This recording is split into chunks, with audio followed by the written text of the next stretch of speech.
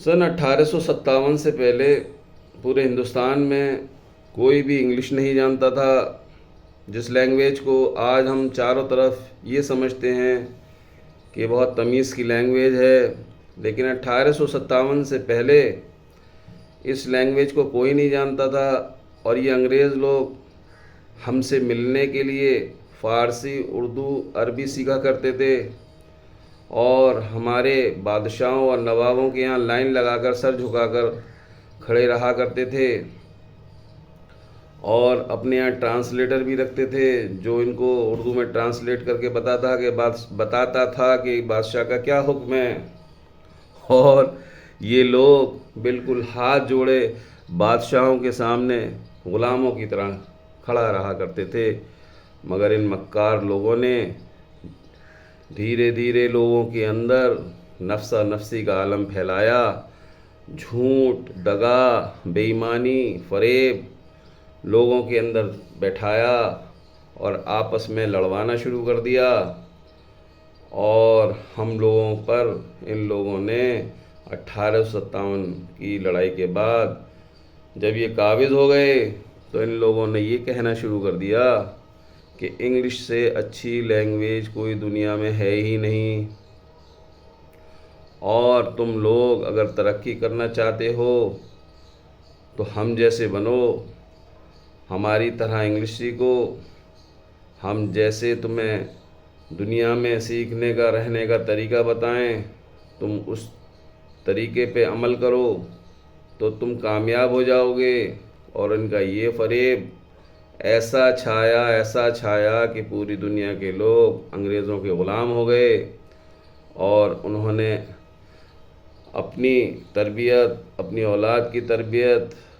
ہم نے بھی اپنی اور اپنی اولاد کی تربیت انگریزی طریقے پہ کرنی شروع کر دی، اور آج ہم دنیا میں سب سے بہترین بھاشا جو مانتے ہیں وہ انگلش کو مانتے ہیں، کہ انگلش اگر بولنا سیکھ جائے تو ہم اس آدمی کو بڑی حسرت بھری نگاہوں سے دیکھتے ہیں کہ یہ تو بڑا قابل آدمی ہے، بامقابل اس کے جو ہمارے مسجد کے امام ہیں، جو عربی پڑھے ہوئے ہیں، جو اردو پڑھے ہوئے ہیں، ان کو ہم اپنی نظروں میں کچھ نیچا سمجھتے ہیں۔ یہ جو بات ہے، یہ ساری باتیں ان انگریزوں نے ہمارے ذہن میں ڈالی اور اپنے آپ کو نمبر 1 کیا، اور ہماری جو مادری زبان ہے عربی ہے اس کو 2 نمبر پہ کر دیا، اور یہ لوگ کہتے ہیں کہ اگر تمہیں کامیاب ہونا ہے تو یہ ڈپلومہ کرو، یہ کورس کرو،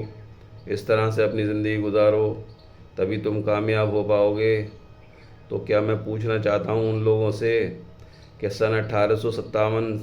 سے پہلے جو مسلمان تھے وہ بہادری میں سب سے آگے تھے، حکومت بھی کرنا جانتے تھے، ان کے ہاں تربیت، ان کے ہاں تہذیب اور دینداری، دیانتداری کے چرچے عام تھے، انصاف پسند تھے، سب کے ساتھ انصاف کے ساتھ رہا کرتے تھے،